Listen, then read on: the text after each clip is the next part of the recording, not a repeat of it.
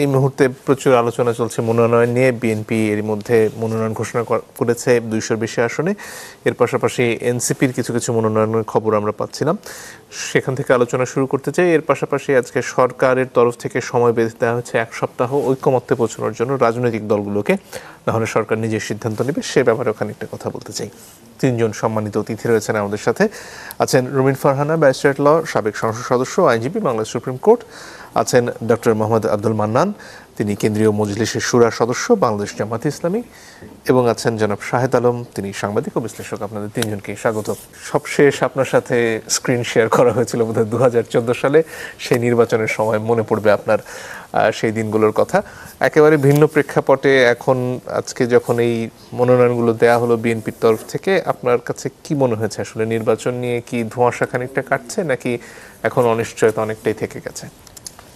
ধন্যবাদ মঞ্জুর। আমি খুবই খুশি আপনার সাথে বসতে পেরে, কারণ আপনার 24-এর আন্দোলনের যে রোল, এবং হঠাৎ করে এসে মনে হলো সামনে একজন ত্রাতা আসলো এবং কথা বলা শুরু করলো, এরপর আবার হঠাৎ করে আপনি আপনার কাজে ফিরে গেছেন, এমন না ওইটার সুবিধা নেওয়ার জন্য আপনি লালায়িত ছিলেন। সো আমি আসার পরে আপনার সাথে যে বসতে পারবো, এটা আমার সৌভাগ্য আজকে। তো আমি ওইটা বলেই শুরু করছি। এবং আমার 2 জন খুব প্রিয় মানুষ, রুমিন ফারহান আমার খুব প্রিয় মানুষ, আব্দুল মান্নান ভাই আমার খুব প্রিয় মানুষ। আজকে সবাই নির্বাচনমুখী, এ বিষয়ে কোনো সন্দেহ নাই। আজকে যখন আপনি দেখবেন যে সোশ্যাল মিডিয়া, গণমাধ্যম এবং সব জায়গায় নমিনেশন নিয়ে আলোচনা হচ্ছে, এবং খুবই ইন্টারেস্টিংলি বিএনপি নমিনেশন ঘোষণার সাথে সাথেই ধরেন এনসিপির নমিনেশনগুলো ঘোষিত হয়ে গিয়েছে, আর ওনারা তো বহুত আগে থেকে শুরু করেছেন। তো সব দিককে হিসেব বলে যে আমরা সত্যি সত্যি একটা নির্বাচনের রাস্তায় ঢুকে গিয়েছি। এবং আপনি রাস্তার রিক্সাওয়ালা, ড্রাইভার, উবার ড্রাইভার, সবজি বিক্রেতা, যার কাছে শুনবেন যে সবাই অধীর আগ্রহে অপেক্ষা করছে নির্বাচন হবে, নির্বাচন নিয়ে। সুতরাং আমার মনে হয় যে নির্বাচন কেন্দ্রিক যেসব টেনশন এগুলো আছে, এগুলো থাকবে, কিন্তু আমরা নির্বাচনে ঢুকে গিয়েছি। সেক্ষেত্রে যে মনোনয়নগুলো দেওয়া হলো, অনেক বিএনপির হেভিওয়েট প্রার্থী বাদ পড়েছেন, ক্ষেত্র বিশেষে প্রতিবাদও হয়েছে। আপনার কাছে কেমন মনে হয়েছে এখন পর্যন্ত মনোনয়ন? দেখুন, ইটস এ মিক্সড ফিলিংস। এই কারণে মিক্সড ফিলিংস যে এত বড় একটা দল, 300 আসনে তাদেরকে ডিল করতে হচ্ছে, এবং একাধিক আসনে, একাধিক না, প্রায় 300 আসনেই প্রত্যেক আসনে মিনিমাম 3 থেকে 4 জন করে নমিনেশন, মানে প্রত্যেকেই যোগ্য। সেখান থেকে আমি যদি বলি যে হ্যাঁ, আমি যাকে নমিনেশনে চেয়েছি তার নমিনেশন হয়নি, আবার আমি এমন এমন নমিনেশন দেখেছি যেগুলা দেখে আমি খুবই খুশি হয়েছি। হ্যাঁ, আমি যদি স্পেসিফিক করে আমার কাছে জানতে চান, কারোর পক্ষপাতিত্ব করা ঠিক হবে না, যেহেতু আমি মনে করি যে 300 আসনেই এই দলের জয়ের জন্য শুভাকাঙ্ক্ষী হিসেবে আমি একজন কাজ করছি, মানে আমার যত কাজ কথাবার্তা তো এটাই। সেই হিসেবে আমি চাই যে 300 আসনেই তারা ভালো করুক। সেজন্য আমি বলবো যে না, ভালো, কিন্তু আমরা যখন, আমার সামনে রুমিন ফারহানা আছেন, সেই one of the greatest fighter I have ever seen, কিন্তু জোটগত নির্বাচনের স্বার্থে অথবা নির্বাচনী আসন কেন্দ্রিক জটিলতার স্বার্থে আমি জানি না কেন তারটা উইথড্র করে রাখা হয়েছে। আমাকে যদি ব্যক্তিগতভাবে জিজ্ঞাসা করেন, আমি খুশি জনাব তারেক রহমান বগুড়া 6 থেকে ইলেকশন করছেন, বেগম খালেদা জিয়া। আমি সারা জীবন, মানে গত 14 ইলেকশন যেটা বললেন যে ইলেকশন আসে, ইলেকশন না, তারপর থেকে সবসময় আমি স্বপ্ন দেখেছি যে একদিনের জন্য হইলেও তিনি আবার সংসদে যান, কিংবা প্রধানমন্ত্রীর আসন অলঙ্কৃত করুন। এগুলো আমার ব্যক্তিগত দুর্বলতা, এটা পাবলিকলি বলা ঠিক কিনা আমি জানি না। তো সেই জায়গাগুলো তো ভালো হয়েছে। কিশোরগঞ্জের ফজলুর রহমান সাহেব, যাকে একেবারেই কোণঠাসা করার রাজনীতি করা হয়েছে, তিনি নমিনেশন পেয়েছেন, এবং আওয়ামী লীগ এবং মুক্তির মাসের জন্য বহিষ্কার করা হয়েছিল, আপনি জানেন, কিন্তু নমিনেশনে ঠিকই তাকে দেয়া হয়েছে। এমন অনেক মানুষকে আমি চিনি যাদের সাথে দলটির ভারপ্রাপ্ত চেয়ারম্যান, তিনি 5 বছর কথা বলেন নাই, কিন্তু নমিনেশন দেওয়ার সময় ঠিকই নমিনেশন দিয়েছেন, কারণ তিনি দেখেছেন যে উইনিং ক্যাপাসিটি কোথায়, হ্যাঁ, সেইটা সর্বোচ্চ। এবং এক পরিবারের দ্বিতীয় ব্যক্তিকে নমিনেশন তিনি দেন নাই, যেমন সালাউদ্দিন আহমেদ সাহেবের ওয়াইফ হাসিনা আহমেদ। আমি আরও অনেক নাম বলতে পারবো, আমার লিস্ট ধরে ধরে নাম বলতে পারবো। স্থায়ী কমিটির সদস্য নজরুল ইসলাম খান, রুহুল কবির রিজভী, যদি গণতন্ত্রের জন্য ওনার ভূমিকার কথা আমরা বলি, তাহলে he is one of the single most figure, যে দিনের পর দিন রাস্তায় একটা চাদর মুড়ি দিয়ে বসে বিএনপি নামক দলটার অস্তিত্ব টিকিয়ে রেখেছেন, তিনি নমিনেশন পান নাই। তারেক রহমানের অত্যন্ত ঘনিষ্ঠজন, আমার প্রিয় বাংলাদেশ হুমায়ুন কবির, উনি পররাষ্ট্র বিষয়ক বড় দায়িত্ব পালন করেন, ওনাকে নমিনেশন দেওয়া হয় নাই, কিন্তু মাঠে যিনি দায়িত্ব পালন করেছেন ইলিয়াস আলীর স্ত্রী লুনা রুশদি, ওনাকে নমিনেশন দিয়েছেন। তো এরকম অগণিত আমি এক্সাম্পল দিতে পারবো যে দলের জন্য, ক্যালকুলেশনের জন্য অনেক জায়গায় নমিনেশনকে কাট করা হয়েছে এবং it's a very tough job, এবং সেই টাফ জবটা হয়েছে। এখন ব্যক্তিগত পছন্দ অপছন্দ থাকবে, কিন্তু আমার মনে হয় যে ব্যাপকভাবে যে মনে করা হয় যে না খুব অনেক বেশি বিদ্রোহী প্রার্থী, এটা আমি এখনো মনে করি না যে খুব বেশি বিদ্রোহী প্রার্থী হবে। কারণ এবার ইলেকশনটা আমার বিশেষ করে ভাইরা যেভাবে মাঠে শক্তিমত্তা জানান দিচ্ছে, তাতে দলের উইন নিয়ে সবাই খুব কনসার্ন এবং সেই জন্য কাজ করবে বলে আমার দৃঢ় বিশ্বাস। জি, ধন্যবাদ। রুমিন ফারহানা, আপনার কাছে আসতে চাই। যেমনটা শাহেদ আলম এইমাত্র বলছিলেন যে আপনার কাঙ্ক্ষিত যে আসন, সেখানে এখন পর্যন্ত ফলাফল জানা যায়নি কি পাচ্ছেন বিএনপির টিকিট। এই যে অনেকগুলো আসন এখন পর্যন্ত ছেড়ে রাখা হলো, সেখানে আসলে কাদের সাথে সম্ভাব্য জোট হতে পারে বা সে আলোচনা কতদূর এগোলো সেটা একটা। এর পাশাপাশি কিছু কিছু ক্ষেত্রে দেখা যাচ্ছে যে রাস্তায় আগুন জ্বালিয়ে, টায়ার জ্বালিয়েও অনেক ক্ষেত্রে যারা মনোনয়ন পাননি তাদের সমর্থকরা প্রতিবাদ করেছেন। সেই দিকটা আসলে বিএনপি সামাল দিয়ে উঠতে পারবে কিনা? দেখুন, জোটের সঙ্গে তো আলোচনা হচ্ছে। জোট বলতে যারা 15 বছর বিএনপির সঙ্গে নানান সুখে দুঃখে বিপদে আপদে মামলা হামলায় বিএনপির সঙ্গে ছিল, তাদের সঙ্গে আসন ভাগাভাগির একটা ব্যাপার আছে। নতুন করে আবার অন্য কোনো দলের সঙ্গেও জোট হতে পারে, এই আলোচনাও আছে, শোনা যাচ্ছে। সো যেই 63টা আসনে এখনও মনোনয়ন ডিক্লেয়ার করা হয়নি, সেখানে ম্যাক্সিমামই জোটের আলোচনা বা জোটের চাওয়া আসনগুলো আর কি। মানে আলোচনা তো ঠিক না, জোট তো কিছু আসন চেয়েছে যেগুলো বিএনপি কনসিডার করবে, বা যেটা ভাই বললেন যে উইনিং ক্যান্ডিডেটকে সেটা দেখবে বিএনপি।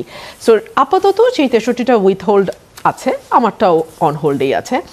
আর যেটা আপনি বলছেন যে মনোনয়ন না পেয়ে যেই প্রতিবাদটা, এখন দেখুন এখানে আপনি এটাকে নানানভাবেই দেখতে পারেন। এক হচ্ছে যে এত বড় একটা দল, প্রতিটি আসনে মানে কি বলবো 10 জন পর্যন্ত মনোনয়ন প্রত্যাশী আছে, এরকমও আছে 3-4 জন তো অন অ্যান অ্যাভারেজ, কিন্তু 10-12 জন প্রত্যাশী এমনও আছে। সো সেখান থেকে একজনকে বাছাই করা is really very tough. So তারপরেও তো এই বাছাইটা করতে হয়। সে কারণেই কিন্তু মনোনয়ন দেওয়ার আগে ভারপ্রাপ্ত চেয়ারম্যান বারবার আমাদের সঙ্গে বসেছেন, আমাদেরকে জানিয়েছেন, আমাদেরকে বলেছেন যে সকলকে তো মনোনয়ন দেওয়া যায় না। 300-র মধ্যে আমি কত কর্মীর মধ্যে নেতাকর্মীর ভালোবাসা, নেতাকর্মীদের ত্যাগ, নেতাকর্মীদের শ্রম, নেতাকর্মীদের ঘামেই কিন্তু আমরা এতদূর আসি যে আমরা মনোনয়নটা প্রত্যাশা করতে পারি। সো তাদের তো নিশ্চয়ই মনটা খারাপ হবে, তাই না? সেটাও আমাদের সম্মান করতে হবে। আমি আপনার সাথে মানে আপনি নামগুলো বলবেন, কিন্তু আমাকে একজন দেখতে দেখতে পাঠিয়েছে নামগুলো বলার জন্য, যেমন রুহুল কবির রিজভী, শামসুজ্জামান দুদু, মোয়াজ্জেম হোসেন আলাল, আসাদুজ্জামান রিপন, হাবিবুন নবী খান সোহেল। 400-500 মামলা শেখ হাসিনা তার বিরুদ্ধে দিয়েছে। সুলতান সালাউদ্দিন টুকু, ছাত্রদলের সভাপতি, আফরোজ আব্বাস, নিপুণ রায়, সৈয়দ আশরাফি পাপিয়া, রুমিন ফারহানার কথা লিখছে, সেলিমা রহমান, আসলাম চৌধুরী, স্ট্যান্ডিং কমিটি মেম্বার, হ্যাঁ, নাজিবুদ্দিন আলম, ফজলে আজিম, মামুন হাসানের মতো। এই মানে আপনি এই লিস্ট শেষ করতে পারবেন না। আপনি কি মানে কাকে অভিযোগ করবেন, কোথায় অভিযোগ করবেন? একটা প্রশ্ন থাকে অনেক সময় যে নির্বাচন যখন ঘনিয়ে আসে অনেকে স্বতন্ত্র হিসেবে প্রার্থিতায় চলে আসেন, নির্বাচনে প্রতিদ্বন্দ্বিতা করেন, সেটা আসলে বিএনপি ঠেকাতে পারবে কি? এটা না আজকে মাত্র মনোনয়ন তো না, প্রাথমিক তালিকা বলছেন আমাদের সম্মানিত সম্ভাব্য তালিকা, প্রাথমিক তালিকা। তো প্রাথমিক তালিকা আবার সেক্রেটারি জেনারেল এটাও বলছেন যেটা মানে অ্যাডও হতে পারে, আবার এখান থেকে চেঞ্জও হতে পারে, আবার নতুন কেউ যুক্তও হতে পারে। আর 63টা আসন তো এখনো ডিক্লেয়ারই হয় নাই। সো এত দ্রুত আসলে কে স্বতন্ত্র দাঁড়াবেন বা কাদের দাঁড়ানোর সম্ভাবনা আছে এটা বলাও কিন্তু খুব ডিফিকাল্ট।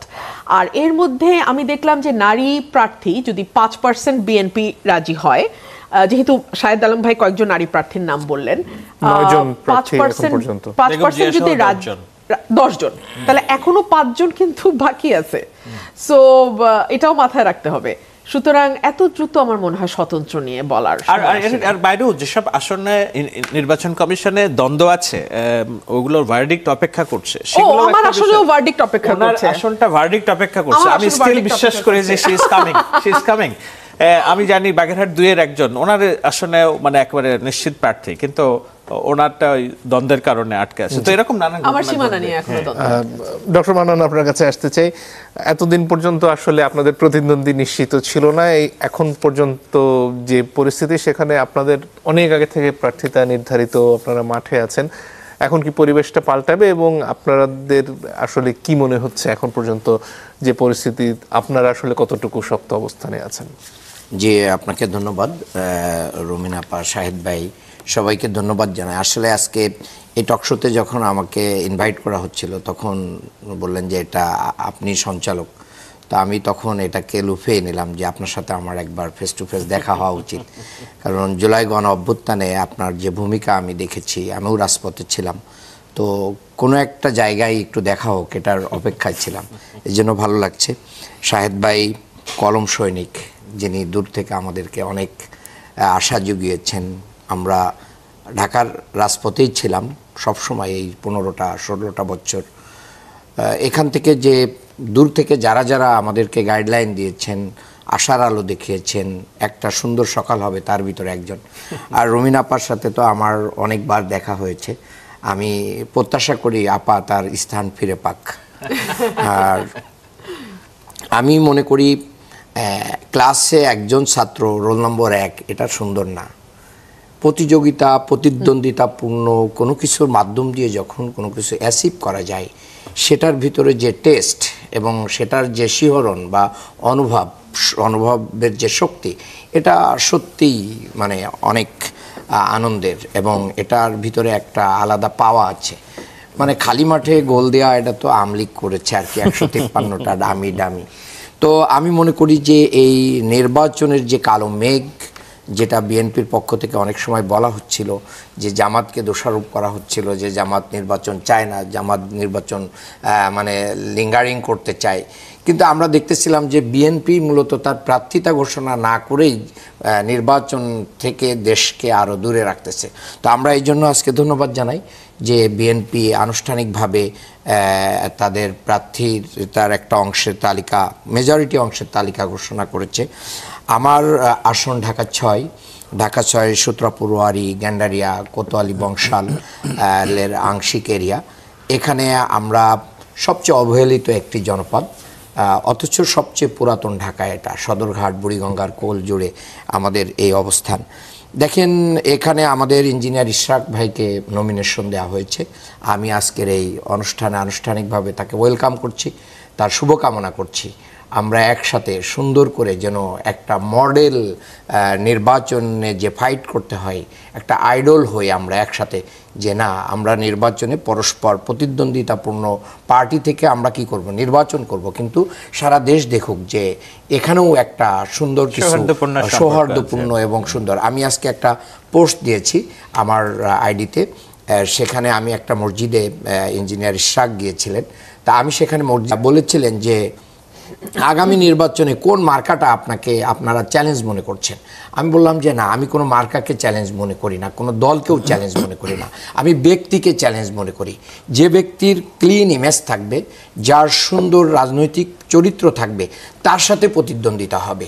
এখানে কিন্তু রাজনৈতিক দলগুলো যদি সেই জাতীয় ব্যক্তিকে নমিনেশন দিতে ভুল করে, তাহলে কমপক্ষে জেনজি যারা আছে, প্রায় 4 কোটি ভোটার যারা মানে আগামী দিনে তরুণ যারা ভোট দিতে পারে নাই, তাদেরকে কিন্তু 9-6 বুঝায় ভোট নেওয়া যাবে না।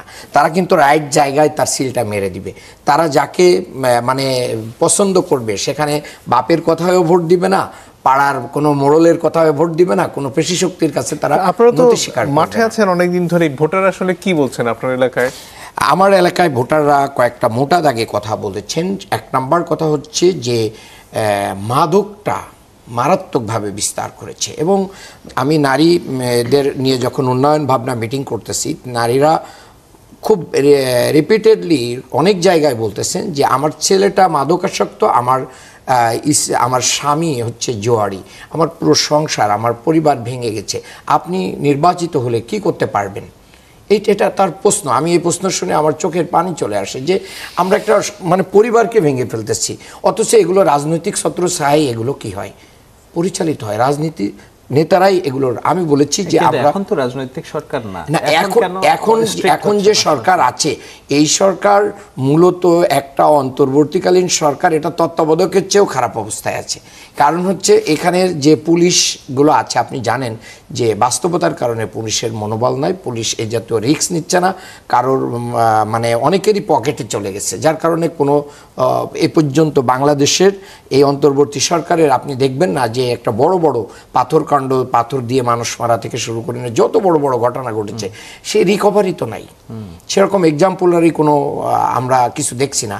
এই যে 5ই আগস্টের টাইম পর্যন্ত যত অস্ত্র লুট হয়েছে থানাগুলো থেকে, আপনার কতটা অস্ত্র বাংলাদেশে উদ্ধার হয়েছে? হয় নাই। কারা উদ্ধার করবে? এই উদ্ধারের তো কাজ ছিল তাদের। তার মানে আমি যেটা বলতে চেয়েছি যে রাজনৈতিক ছত্রছায়ায় যখন অন্যায় হয়, তারপরে হচ্ছে দেখেন আমার এলাকা যে সদরঘাট, এখানে আপনার ফলের মার্কেট আছে, বড় আড়ত, এখানে একটা ট্রাক আগে নাকি 2600 টাকা দিতে হতো, এখন 5000 টাকা দিতে হয় এক নাইটে তার ফলগুলো আনলোড করবে। কাকে দেয়? কে? ইনসিডেন্টের বাড়ির খুব কাছেই। এখানে প্রতি রাতে মানে মিনিমাম 50 লাখ টাকার কি লেনদেন হয়। এটা কিভাবে হয়? এটা আমরাই করছি। আমি দেখছি যে দুর্নীতিকে যদি আমরা নো করে দিতে পারি, চাঁদাবাজিকে নো করে দেয়, তাহলে বাংলাদেশকে এগিয়ে নিয়ে যাওয়ার জন্য 5 থেকে 10 ইয়ার্স এনাফ। অনেক ধন্যবাদ। একটা বিরতির সময় হয়ে গেছে, দর্শক একটু পরে ফিরে আসি। ফিরে এসে আমরা এই মুহূর্তে যে সমস্যাটি চলছে, অর্থাৎ কোন সময় গণভোট হবে, কোন সময় জাতীয় নির্বাচন হবে, এবং এর পাশাপাশি এই জুলাই সনদের বাস্তবায়নের প্রক্রিয়া কী হবে তা নিয়ে যে মতপার্থক্য রয়েছে রাজনৈতিক দলগুলো, সে নিয়ে আলোচনা করতে চাই। আশা করি সাথে থাকবেন। আজকে সরকারের তরফ থেকে মন্ত্রিপরিষদ সিদ্ধান্ত নিয়ে জানালেন যে 1 সপ্তাহ সময় আছে রাজনৈতিক দলগুলো তাদের মধ্যে মতপার্থক্যগুলো দূর করার, তা না হলে সরকার 1 সপ্তাহ পরে সিদ্ধান্ত নেবেন। অনেকে এই না, আমি মনে করি না নির্বাচন নিয়ে কোনো শঙ্কা আছে।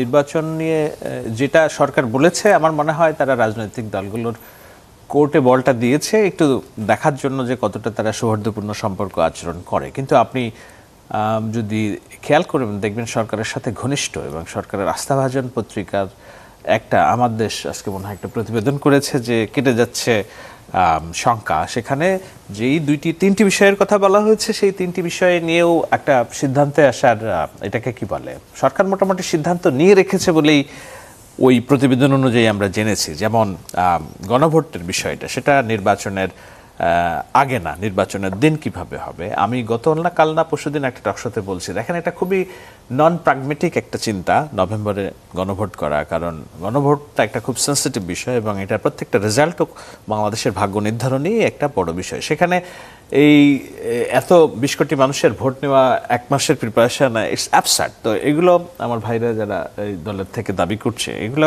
মনে হয় যে ওই মানে নাক কেটে অপরের যাত্রা ভঙ্গ করার যে বিষয়, সেটার একটা কিছু থাকতে পারে। তো সেটা হালে পানি পাবে না, সে ইলেকশনের দিনই হবে, নির্বাচনের দিনই হবে। গণভোট আগে হলে সেটা নাক কেটে পরের যাত্রা কিভাবে ভঙ্গ মানে করা হয়? না, আমি বলছি ওই দাবিটাই, আমি বলছি না দাবিটা, তো সেই দাবি হচ্ছে না, এটা নির্বাচনের দিনই হবে। দ্বিতীয় কথা হচ্ছে যে আমার দেশের ওই প্রতিবেদন অনুযায়ী ঐকমত্য কমিশন যে পরামর্শ দিয়েছে, যদি 270 কার্য দিবসের মধ্যে ইলেক্টেড গভর্নমেন্ট এগুলো পালন না করে, তো অটোমেটিক্যালি এটা আইনে পরিণত হবে। এইটাও আপনার সাংবিধানিকভাবে কোনো রকম এটাকে কি বলে, যে কেউ একটা রিড করলে এটা মানে তুড়িতে উড়ে যাওয়ার কথা। সুতরাং সরকার ওইটাও রাখবে বলে মনে হচ্ছে না, এরকম একটা আভাস ওই রিপোর্ট অনুযায়ী দিয়েছে। আমি এই জন্য মনে করি যে সরকার যে বলটা ঠেলে দিল রাজনৈতিক দলগুলোর কাছে, এবং এটার সাথে আমি অ্যাপ্রিসিয়েট করি আব্দুল্লাহ তাহের সাহেব আজকে বলেছেন যে let's sit together and discuss. আপনি আগেই বলেছি এনসিপি আজকে নমিনেশন দিয়েছে, তাদের প্রতীক সংক্রান্ত যে জটিলতা ছিল, শাপলা হবে না, শাপলাকুলি তারা মেনে নিয়েছে, নির্বাচন কমিশন একটা সলিউশন বের করেছে। সো এনসিপি সবগুলো আসনে নমিনেশন তাদের দিয়ে দিছে, জামাত তো অনেক আগে থেকেই দিছে, বিএনপি আজকে দিল। তো আমি তো আর দেখি না যে না কোনো, এবং আব্দুল্লাহ তাহের জামাতের তরফ থেকে একটা জেস্চার দেওয়া হয়েছে বিএনপিকে যে না, আসুন আমরা বসে ঠিক করি। মূল বিষয়টা এখন ওনাদের কিছু হয়তো দাবি দেওয়া আছে, কিছু আসন অন্তত আমি বলবো যে 60টার মতো আসনে কিভাবে ওনারা বেরিয়ে এসে একটা শক্তিশালী বিরোধী দল হতে পারে, এরকম একটা আলোচনা কিংবা যদি ভাবনা হয় রাজনৈতিক দলগুলোর মধ্যে। এবং এর সাথে আমাদের এটাও মাথায় রাখতে হবে, এনসিপি তারা যে জুলাই অভ্যুত্থানের রোশনাই তাদের যারা উদীয়মান আছে রাজনীতিক তাদেরকেও কিভাবে সংসদে আনা যায়। শুধু উনি না, আরও অনেকের কথাই বলি, এবং আমি যতদূর জানি যে বিএনপি যারা পরিচালনা করেন, আমি বলছি না কারোর সাথে আমার যোগাযোগ আছে, কিন্তু উঠতে বসতে অনেকের সাথে আলোচনা হয়, তো তারাও অনেক উজ্জ্বল মুখকে সংসদে দেখতে চান, না হলে সানজিদা তুলিকে মায়ের ডাকের নমিনেশন দিতেন না, তাই না? তো এরকম জামাতের তরফ থেকে হয়তো চাওয়া আছে এরকম যে যত সংখ্যক বিরোধী দলের সদস্যদেরকে সংসদে আনা যায়, বিএনপি যদি এই মর্মে একটু নমনীয় হয়, তাহলে আমার মনে হয় যে এক সপ্তাহ যে সময় সরকার দিয়েছে এটার মধ্যেই একটা সলিউশন এসে যাবে। এবং জামাতের যে দাবিগুলো ছিল, ধরেন পিআর না হলে নির্বাচন হবে না, তো পিআর অর্থাৎ উচ্চকক্ষে পিআরের একটা বিষয় আসতেছে, গণভোট নভেম্বরেই হইতে হবে, সেখান থেকেও জামাত ছাড় দিবে। আবার এটাকে কিন্তু যে ইঙ্গিতটা আপনি করছেন সেই প্রসঙ্গের মধ্যে আজকে নাসিরউদ্দিন পাটোয়ারি ওখানে একটা কথা বলছিলেন যে নিজেদের মধ্যে আসলে যদি এক ধরনের সমঝোতা হয়ে যায় তাহলে কি আসলে ভোটের কোনো অর্থ থাকে কিনা। আপনি যদি নৈতিক বিচারে দেখেন তাহলে তো আরও অনেক বিষয় আছে, আমরা কি সব নৈতিক বিচারের রাজনীতি করছি কিনা। আমাদের দরকার যে এই মুহূর্তে যদি আপনি free and fair and level playing ইলেকশনের কথা বলেন, তাহলে দেখবেন যে আরও অনেক রাজনৈতিক দলের আলোচনা আমাদের টেবিলে আসছে না। যেমন জাতীয় পার্টি স্টিল কি করবে আমরা জানি না, তাই না? আওয়ামী লীগের অনেকেই যারা রক্তের দাগ হাতে নেই কিন্তু জনসমর্থন আছে, তারা স্বতন্ত্র ইলেকশন করতে পারবেন কিনা, কিংবা পারলে তারা ফিল্ড পাবেন কিনা, এগুলো নৈতিকতার প্রশ্ন। তো সেই জন্য নাসিরউদ্দিন পাটোয়ারি উনি নিজে অনেক অনৈতিক কথা এবং উল্টাপাল্টা কথা বলেন। ওনার খুব কথাকে আমি ধাতব্যে নেওয়ার পক্ষপাতী নই আর কি। একটা হলো যে এই বিষয়টা তো মানতে হবে যে আওয়ামী লীগকে উৎখাত করা হয়েছে রাষ্ট্র ক্ষমতা থেকে, আমরা সবাই মিলে করেছি। তার ফিরে আসার জন্য আমরা ক্ষণে ক্ষণে হুজুগ তুলছি যে না আওয়ামী লীগ ফিরে আসবে, আওয়ামী লীগ ফিরে আসবে। সেজন্য আমাদের সেই হুজুগটাও যদি আমরা বাস্তবতায় নেই, আওয়ামী লীগ বিরোধী যে রাজনৈতিক দলগুলো ছিল, বিএনপি, জামাত, এনসিপি এবং অন্যান্যরা, তাদের ভিতরে তো একটা ন্যূনতম ঐক্য যদি না থাকে, তারা যদি নিজেরাই নিজেদের মধ্যে কামড়াকামড়ি এবং হানাহানিতে লিপ্ত হয়, তাহলে তো এই সুযোগ অবশ্যই ভিন্ন পক্ষ নিতে পারে। সেই হিসাবে থেকেও এটা আমি ঠিক আসে এই পর্যায়ে জামাতে ইসলামী বেশ কয়েকটি বিষয়ে বিএনপির সাথে দ্বিমত পোষণ করে আসছে, তার মধ্যে গণভোট আগে করার বিষয়টি আপনারা বারবার জোর দিয়ে বলেছেন।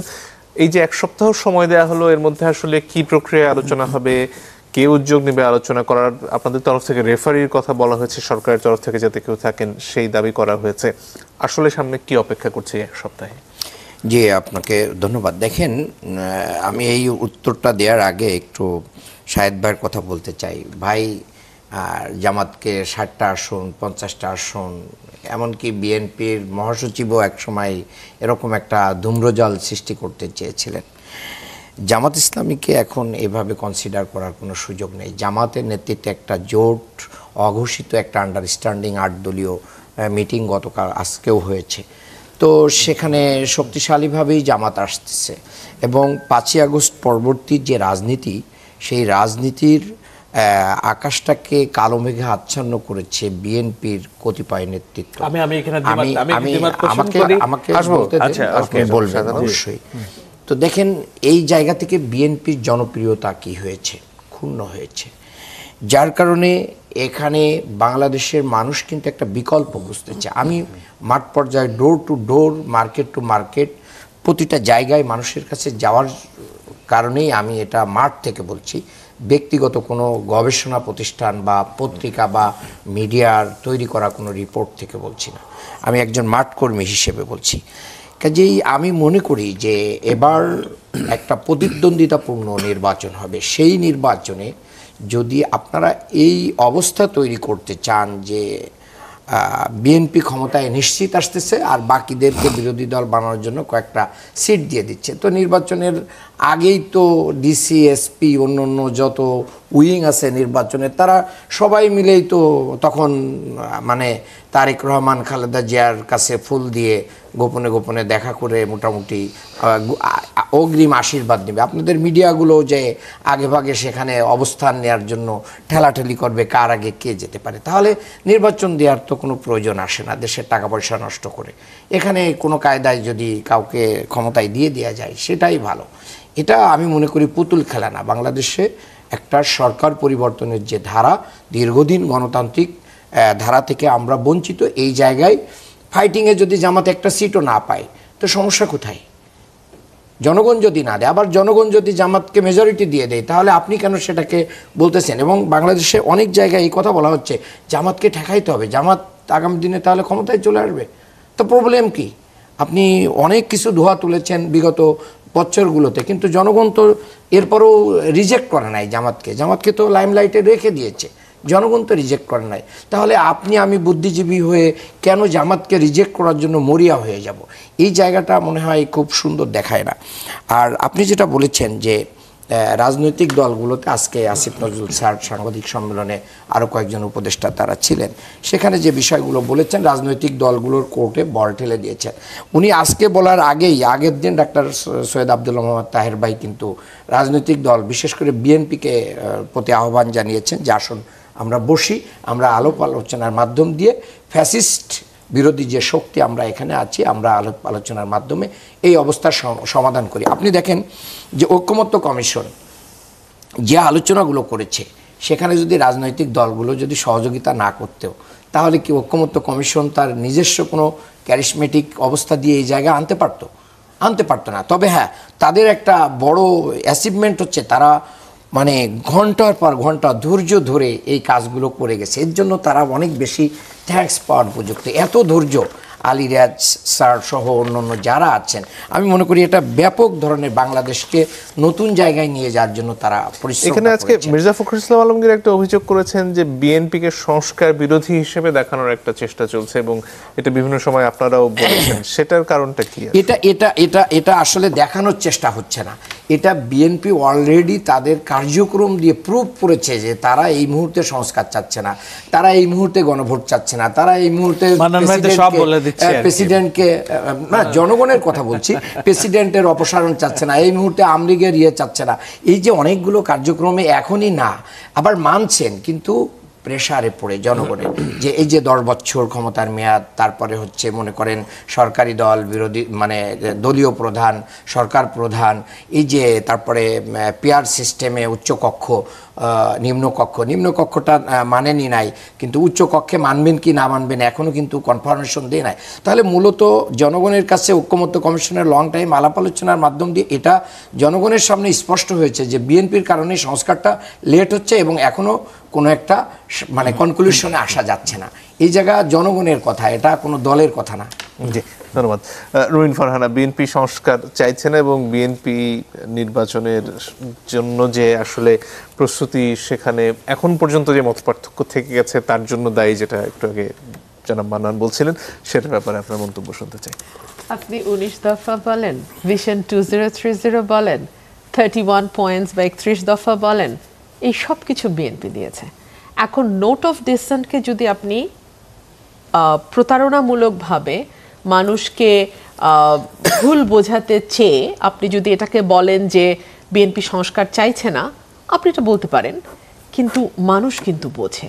1, 2 হলো নোট অফ ডিসেন্ট কিন্তু জামাতের তরফ থেকে এসছে, সব দল থেকে এসছে, এক এক দল এক এক দিকে নোট অফ ডিসেন্ট দিচ্ছে। আমি শুধু একটা উদাহরণ দিই, আমাদের দ্বিতীয় যেই ধারাটি পরিবর্তনের কথা বলা হয়েছে বাংলাদেশি জাতীয়তাবাদ সংক্রান্ত, সেখানে 3টা দল নোট অফ ডিসেন্ট এসছে 3 রকমভাবে। এনসিপি দিয়েছে, জামাত দিয়েছে, বিএনপি দিয়েছে।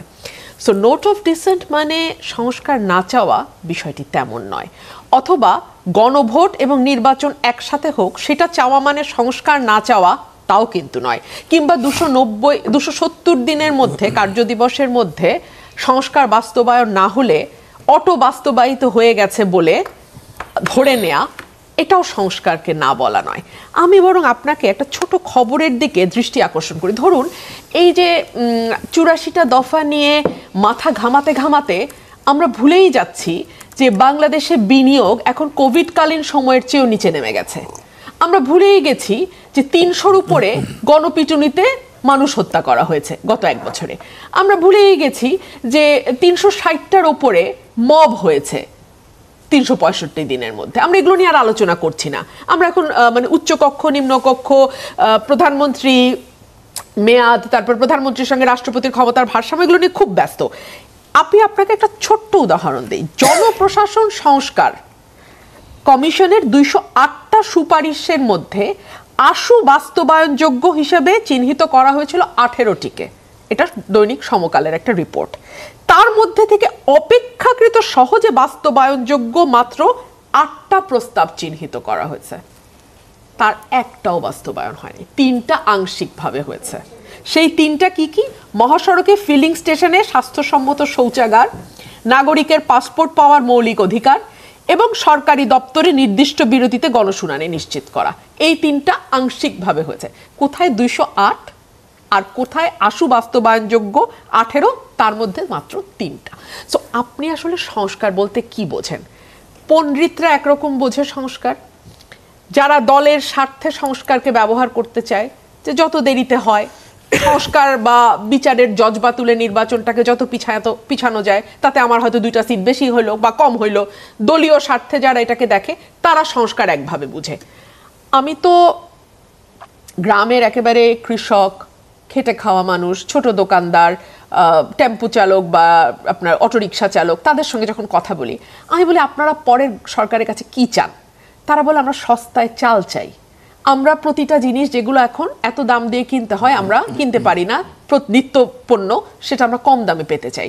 আমরা চাই উপজেলা স্বাস্থ্য কমপ্লেক্সে একটা ডাক্তার সব সময় থাকবেন, আমরা চাই ওষুধগুলা যাতে পাওয়া যায়, আমরা চাই আমার বাচ্চাটার পড়াশোনার খরচটা যেন কম হয়, উল্টো যেন আমি মানে যদি মানে কিছু ভর্তুকি বা যেটাকে বিএনপি যেটা শুরু করেছিল, আইনের শাসনের মূল কথা যেখানে আসলে ক্ষমতার ভারসাম্য থাকার কথা, প্রধানমন্ত্রী হইতে পারবে না, এটা বাংলাদেশে করা হচ্ছে এবং বিএনপি এটা মেনে নিয়েছে। বিএনপির এত বড় একটা কম্প্রোমাইজ বলেন, সমঝোতা বলেন, মিউচুয়ালে আসা বলেন, এটাকে আপনি ছোট করে দেখবেন কেন? এটা তো বিএনপির ভীষণ ইতিবাচক একটা দিক। আবার আপনি চিন্তা করেন, আমরা যখন বলছি আমরা ডেপুটি স্পিকার করব বিরোধী দল থেকে, আমরা যখন বলছি সংসদীয় 5টা ইম্পর্টেন্ট কমিটির প্রধান আমরা বিরোধী দল থেকে করব, আপনি কি এগুলোকে বিএনপি ক্রেডিট দেবেন না? 70 অনুচ্ছেদ সংস্কারের ব্যাপারে জামাত নোট অফ ডিসেন্ট দিয়েছে, বিএনপি নোট অফ ডিসেন্ট দিয়েছে, এনসিপি নোট অফ ডিসেন্ট দিয়েছে, বাট বিএনপি তো বলেছে যে তারা 70 অনুচ্ছেদ উঠিয়ে দেবে 4টা জায়গা ছাড়া। তো এগুলোকে আপনি সমঝোতার মনোভাব বলবেন না? এগুলোকে আপনি সংস্কারের প্রতি হ্যাঁ বলবেন না? এখন যে ক্যাম্পেইনটা হচ্ছে সেটা হচ্ছে প্রত্যেকটা দল চাইছে তার ভোটটা কতটা বাড়িয়ে অন্যের ভোট কতটা কমানো যায়। এই কারণে প্রতারণার আশ্রয় নেওয়া বলেন, মিথ্যার আশ্রয় নেওয়া বলেন, সেটা নেওয়া হচ্ছে। এটা দুঃখজনক। জি, আমি কি যোগ করব একটু? মানে উনি কথা বললে এত মধুর করে কথা বলেন, আমি শুনতেই থাকি। আমি একটু যোগ করি কি, সেটা হলো এই যে বিএনপি সংস্কার বিরোধী দল, এই যে প্রচারণা, সেটা খুব সংঘবদ্ধভাবেই করা হয়েছে। এই কারণে করা হয়েছে, ধরুন মান্নান ভাইদের তো রাষ্ট্র পরিচালনার কোনো অভিজ্ঞতা নেই, যতটুকু হয়েছে বিএনপির সাথে থেকেই হয়েছে। আমি অনেক কথা বলতে পারি বাইরে থেকে, যদি আমি যতক্ষণ না পর্যন্ত আমি সেই সংসারটা চালাই, আমার পিতার প্রতি আমার অনেক আক্ষেপ ছিল যে উনি সব কিছু ঠিক মতো মানে করছেন না, উনি কেন আমাকে ঈদের দিনে নতুন জামা দিচ্ছেন না, এটা। কিন্তু যিনি পিতা, আমি তো এখন পিতা হওয়ার পরে বুঝি যে ঈদের দিনে আমারও নতুন জামা, কিন্তু আমারটা আমি কিনি না, আমার সবসময় যে দিতে পারি এমন না। আমি বলছি, আমাকে রিপ্রেজেন্ট করে বলছি, বাংলাদেশের যে 18 কোটি জনগোষ্ঠী, তাদের যারা সংসারটা চালায় তারা জানে এটার ঝুঁকি কোথায়, এটা ঝামেলা কোথায়। এখন একটা উদাহরণ দেই, সংস্কার না, কারণ হলো যে ধরেন পিএসসি কিংবা ওই ডেপুটি স্পিকার পদ বিরোধী দল থেকে কেন দেয়া হচ্ছে না, এইসব জায়গায় ছোটোখাটো জায়গাগুলোতে সামনে এনে ওনারা বলছেন যে বিএনপি সংস্কার চায় না। এখন বাংলাদেশের মতো একটা জায়গায় আমি যে কথাটা বারবার বলছি, 18 কোটি মানুষের দেশে মানুষ যখন কাউকে ভোট দিয়ে প্রধানমন্ত্রী নির্বাচিত করে, মনে হয় একটা সুপারম্যান নির্বাচিত করছে যে আমার সব সমস্যার সমাধান করে দিবে। তার হাত পা বেঁধে আপনি রাষ্ট্র পরিচালনার জন্য ওয়েলফেয়ার রাজনীতি করেন, সেইখানে নন জামাতি 450 জনকে চাকরিচ্যুত করা হয়েছে, আরও 550 জনকে বাইরে রাখা হয়েছে। এখন আমরা যদি বলি যে ইসলামী ব্যাংকে নন জামায়াতি প্রশাসক নিয়োগ করতে হবে, এটা একটা সংস্কারের বিষয়, ওনারা মানবেন কিনা? সেইখানে বিএনপি রাষ্ট্র পরিচালনা করবে, সেইখানে আমি হাত পা বেঁধে দিয়ে বলবো যে আমার সবগুলো সাংবিধানিক প্রতিষ্ঠানে বিরোধী দল থেকে, জামাত থেকে, ওখান থেকে লোকজন বসাইতে হবে, তারপর আমি রাষ্ট্র পরিচালনা করব। এটা চাওয়া যেতে পারে। একজন ক্ষুদ্র বাচ্চা, নাবালক বাচ্চা হিসেবে আমি আমার সংসারে বলতে পারি যে আমার এখানে এই থাকবে। কিন্তু সাংবিধানিক প্রতিষ্ঠানগুলোর দলীয়করণকে একটা অন্যতম বড় সমস্যা হিসেবে ছিল না গত 15 বছরে? 15 বছরের সমস্যা, জি সুযোগ 15 বছরের সমস্যা ছিল, এটা ছিল। কিন্তু আপনাকে এর সাথে তো অনেকগুলো বিষয় ছিল। আপনাকে 15 বছরের সমস্যা ছিল, এই কারণে শেখ হাসিনা মাফিয়া হয়েছে, মানুষ চাকরি বাকরি পায় নাই। এখন কি পাচ্ছে কিনা? ডক্টর ইউনূসের গত 1 বছরের যে নিয়োগ প্রক্রিয়া, সেই নিয়োগ প্রক্রিয়ায় যেই স্বচ্ছতা মেনটেন করে নিয়োগ দেওয়ার কথা আপনারা বলছেন, যেটা মানুষ নির্বাচিত করবে একটা সরকারকে, সেটা যেই সরকার হোক, জামাত ইসলামের ক্ষমতায় যেতে পারে, এনসিপিও যেতে পারে, বিএনপিও যেতে পারে, মানুষ নির্বাচিত করে যাদেরকে এইসব রাষ্ট্র পরিচালনার প্রতিষ্ঠানগুলো পরিচালনার জন্য দায়িত্ব দিচ্ছে, তাদের হাত পা বেঁধে দেওয়ার যে বিষয়, আপনি চাচ্ছেন এমন একটা সরকারের থেকে, যেই সরকার নির্দলীয় সরকার, কিন্তু গত 14 মাসে তারা এই এক্সাম্পলগুলো ক্রিয়েট করতে পারেনি। সেইটা আপনি চাচ্ছেন একজন নির্বাচিত সরকারের কাছ থেকে। এটা কি স্ববিরোধিতা নয়? নির্বাচিত প্রতিনিধির কাছ থেকে কি বেশি প্রত্যাশা করাও স্বাভাবিক নয়? অবশ্যই, আমি সেই জন্য বলছি, আপনার যখন প্রত্যাশাটা বেশি, তখন যিনি কিংবা যাহারা রাষ্ট্র পরিচালনা করবেন তাদেরকে হাত পায়ে দড়ি বেঁধে আপনি বলবেন সাঁতার কাটো, এবং সাঁতার কাটতে কাটতে যদি তিনি হোঁচট খান, বলবেন যে উনি ব্যর্থ গভর্নমেন্ট, ওনার পদত্যাগ। যেটা আমি জানি জামাত ইসলামের একটা পরিকল্পনা আছে, যদি কোনোভাবে বিএনপি ক্ষমতায় আসে 3 বছর পর, ব্যর্থ গভর্নমেন্টের তকমা দিয়ে এবং সংস্কার বিরোধী তকমা দিয়ে জুলাই সনদ মানছে না, এটা আরেকটা অলরেডি জামাত ইসলাম বলছে। যে এইগুলো হচ্ছে যে ভয়, শঙ্কা। আব্দুল্লাহ তাহের বললেন না যে বিএনপির একটা খায়েশ আছে নতুন ফ্যাসিস্ট হওয়ার জন্য। সো এইসব ইস্যুগুলাকে যেন জিয়ে রাখা যায়, নির্বাচনের পরে একটা নির্বাচিত সরকারকে চাপতে ধরা যায়, সেজন্য গ্রাউন্ড রেডি করার একটা প্রস্তুতি হচ্ছে বলে আমি মনে করি। ডক্টর মান্নান, আমি একটা লাইন একটু যুক্ত করি, একটু পরে আসি আপনার কাছে ডক্টর মান্নানের কাছে। আমি গতকালকেই দেখছিলাম যে জামাতের থেকে দাবি করা হচ্ছে স্বরাষ্ট্র মন্ত্রণালয় যাতে বিরোধী দল থেকে দেয়া হয়। আমি জানি না আপনারা কি নিউজটা দেখেছেন? হ্যাঁ, এরকম কিছু, ওনাদের তো দাবি দেওয়ার শেষ নাই। যদি এরকম হয়, শেষমেশ দাবি যেতে যেতে হয় যে প্রধানমন্ত্রীও বিরোধী দল থেকে হবেন, এটা কি আসলে মানবার মতো? এবং এটা না মানলে আপনি সংস্কারের বিপক্ষে, তাই কি বলা যায়? জি ডক্টর মান্নান, আসলে চুন খায় যদি গাল পড়ে তাহলে দই দেখলেও ভয় করে। এটা একটা বড়ই মানে নির্মম কথা। বাংলাদেশে তত্ত্বাবধায়ক সরকার ফিরিয়ে নিয়ে আসার জন্য কিন্তু বিএনপিকে বাধ্য করা হয়েছিল। বিএনপি সোজা আঙ্গুলে তত্ত্বাবধায়ক দেয় নাই, এর জন্য জনগণকে অনেক বড় স্যাক্রিফাইস করতে হয়েছিল। এটা আমাদের একটা চুন খাওয়া আর কি, বুঝতে পেরেছেন? তো বিএনপি যে সংস্কার করবে এটা জনগণ বিশ্বাস করে না। ক্ষমতায় যে বিএনপির দ্বারা দেশের সংস্কার হবে এটা জনগণ বিশ্বাস করে না। এই কারণেই যে 5ই আগস্টের পরে যে মানে অন্যায়, অবিচার, জুলুম সারা দেশব্যাপী হয়েছে, এই কারণে জনগণ এই আস্থায় নিতে পারছে না। নাম্বার 1, আমার ভাই বলেছেন যে রাষ্ট্র পরিচালনার অভিজ্ঞতা নেই। হ্যাঁ, রাষ্ট্র পরিচালনার বড় অভিজ্ঞতা নাই, কিন্তু আমাদের 2জন মন্ত্রী 3টা মন্ত্রণালয় চালিয়েছেন, তাদের বিরুদ্ধে 1 টাকার দুর্নীতির কোনো অভিযোগ দেওয়া যায় না। আপনি প্লিজ আপনি বলবেন আপনার টাইম। সাংবিধানিক সংস্কার যেটা বাংলাদেশের বড়ই প্রয়োজন, সাংবিধানিক জায়গাগুলোকে কেন আমরা মানে ফ্রিডম দিতে পারি না? আমাদের ভয় কোথায়? এই জুজুর ভয় কেন আমাদের? এই জুজুর ভয় এই কারণেই যে আমরা অন্যায় করব, অবিচার করব, জুলুম করব, তালিকা পাঠাই দেবো পিএইচসিতে আর চাকরি হয়ে যাবে। ইতিমধ্যেই একজন নির্বাচিত হওয়ার আগেই বলছেন যে পিএইচসিতে আমরা অসুবিধা নেই, এগুলো দিয়ে দিব। আমার সাবেক স্বরাষ্ট্র প্রতিমন্ত্রী ভাই কিন্তু একথা বলেই দিয়েছেন। আবার গয়েশ্বরচন্দ্র রায় বলছে যদি কালকেই আমরা নামে যাই অন্তর্বর্তীকালীন সরকার কোথায় চলে যাবে তার কোনো ঠিক নেই। ভাই, হুমকি ধুমকি দিয়ে তো আর রাজনীতি হয় না। আজকে যাদেরকে বলছেন অভিজ্ঞতা নেই, তা আমি বিনয়ের সাথে আপনাকে বলছি, এই অনভিজ্ঞ, আড়ি এবং গুয়ার যাই আপনি উপাধি দেন, তাদের নেতৃত্বেই ফ্যাসিজমের পতন হয়েছে। বাংলাদেশের মানুষ দ্বিতীয়বার স্বাধীনতা পেয়েছে। কাজেই অভিজ্ঞতাকে যদি আপনি বড় করেন তাহলে আমাদের কোন ঈদের পরে স্বাধীনতা আসতো সেটা আল্লাহ ভালো জানে। আপনি ওই ঈদ পর্যন্ত অপেক্ষা করতে পারতেন। আর বিনিয়োগ, আমি মনে করি এখানে বিএনপিরও অনেক দায় আছে। বিএনপি এই অন্তর্বর্তী সরকারকে যত ব্যর্থ করতে পারবে তত বেশি নির্বাচনকে এগিয়ে নিয়ে এসে তাদের স্বার্থ চরিতার্থ করতে পারবে। এখানে বিএনপি একটা পলিটিক্স করতেছে বলে আমাদের কাছে বিএনপির এখানে একটা বড় ধরনের অবস্থা আছে। বিএনপি থেকে বিএনপির খুব কাছের ঘনিষ্ঠ জনরাই কিন্তু অর্থ উপদেষ্টার দায়িত্ব পালন করছেন। এরপরে মানুষ হত্যার কথা বলেছেন আমার আপা। বিএনপির হাতে 5ই আগস্ট থেকে এই প্রায় 1 বছরের বেশি কাল প্রায় 1.5 শতাধিকের বেশি মানুষ, এই 11 জন মারা গিয়েছে অক্টোবর মাসে। লাস্ট আমার কাছে আছে, দলিল আছে। 11 জন অক্টোবর মাসে বিএনপির নিজস্ব আন্তঃকন্দলে মারা গিয়েছে। এবং আজকে যে নমিনেশন হয়েছে, আমি জানি না যে এই যে ঘোষণা হয়েছে এটার পরে কালকে পর্যন্ত বা আগামী 2-3 দিনে আল্লাহ না করুক, আমরা দোয়া করি যাতে কারোর প্রাণ না যায়।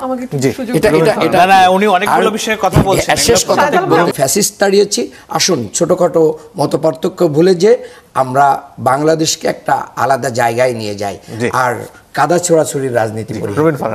আমার ভাই বলছেন যে বিএনপি সংস্কার করবে, এটা মানুষ বিশ্বাস করে না। এটা যদি মানুষ বিশ্বাস না করে তাহলে তো মানুষ বিএনপিকে ভোট দেবে না। আর মানুষ যদি বিএনপিকে ভোট না দেয়, জামাতকে বিশ্বাস করে, মানুষ জামাতকে ভোট দেবে। তাহলে তো আর কোনো প্রবলেমই নাই, প্রবলেম ইজ ওভার। জামাত ক্ষমতায় যাবে, মানুষ যদি জামাতকে ভোট দেয়, তারপরে যে যে সংস্কার তারা যেখানে যেখানে করতে চায় ওনারা করবেন। ভোট নিয়ে নেওয়ার ভিতরে পার্থক্য আছে না, তাহলে তো সেই চাপ আপনারা সরকারের উপর জারি রাখবেন। আচ্ছা, অনভিজ্ঞদের নেতৃত্বে দেশ স্বাধীন হয়েছে। আইএমএফ তার লোন বন্ধ করে দিয়েছে, নির্বাচিত সরকার না আসা পর্যন্ত তারা লোনের কিস্তি ছাড় করবে না। আইএমএফও কি বিএনপির বুদ্ধিতে চলে? এই প্রশ্ন তো আমি রাখতেই পারি আমার ভাইয়ের কাছে। বিএনপির হাতে 1.5 শতাধিক মারা গেছে। আমি জানি না ভাই এই তথ্য কোথায় পেয়েছেন, তবে আমি যেহেতু আমি ধরে নিচ্ছি সঠিক তথ্য বলছেন, অন্তর্কন্দলের কথা বলছেন। হ্যাঁ, অন্তর্কন্দলে আমি এই তথ্য সঠিক ধরে প্রশ্ন রাখছি। বাংলাদেশে তো একটি সরকার আছে বর্তমানে, সেই সরকারটি কি করছে? আমাদের ভারপ্রাপ্ত চেয়ারম্যান জনাব Tareq Rahman loud and clearly, একবার না 1 লক্ষ বার যখনই বক্তব্য দিয়েছেন বলেছেন, আমি কোনো দলীয় পরিচয় শুনতে চাই না, মানব না। যারা ফৌজদারি অপরাধ করেছে তাদেরকে ধরতে হবে, ধরা হোক। দল তার ব্যবস্থা নিয়েছে। সরকার কি করেছে? সরকার যদি ব্যবস্থা নিত তাহলে আমি বিএনপির কথা বলছি না, দেশের সার্বিক আইন শৃঙ্খলা পরিস্থিতির আজকে যে অবস্থায় এসে দাঁড়িয়েছে এই জায়গায় এসে দাঁড়ানোর কথা না। শাহেদ আলম 30 সেকেন্ড আমি শেষ করি, আমি এর যোগ করি। সেটা হলো উনি অনেক বিষয়ে বলছেন। একটা কথা উনি বলছেন যে যারা সন্ত্রাসী, চাঁদাবাজি নানান জায়গায়, প্রশাসন নাকি সব বিএনপি লোকজনের দখলে।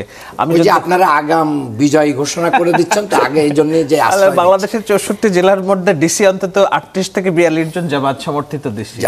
বাংলাদেশের বিশ্ববিদ্যালয়গুলোর সবগুলো অলমোস্ট ভিসি প্রশাসন জামাত সমর্থিত। এই সরকার যে চালায় মিনি সরকার, ভাই আল্লাহ আপনার হাত দ্বারা করুক, এটা যেন সত্যি হয় ভবিষ্যতে। এইটা বলা হয় যে এই সরকার চলছে মিনি জামাতের সরকার চলছে। হ্যাঁ, যে এখানে আপনি দেখেন এই সময় আসলে ফুরিয়ে গেছে। ইউনূসও কি জামাতের? আমি সেটা বলছি না, ডক্টর ইউনূসের হাত পা বাঁধা। এই সরকারের যত সিদ্ধান্ত গ্রহণ প্রক্রিয়ায় সবগুলো কি জায়গাগুলোতে যেটা জামায়াতের সাথে সংশ্লিষ্ট। সময় আসলে একেবারে ফুরিয়ে গেছে। আপনাদের 3 জনকে অনেক ধন্যবাদ। দর্শক আপনাদেরকে ধন্যবাদ জানিয়ে বিদায় নিচ্ছি।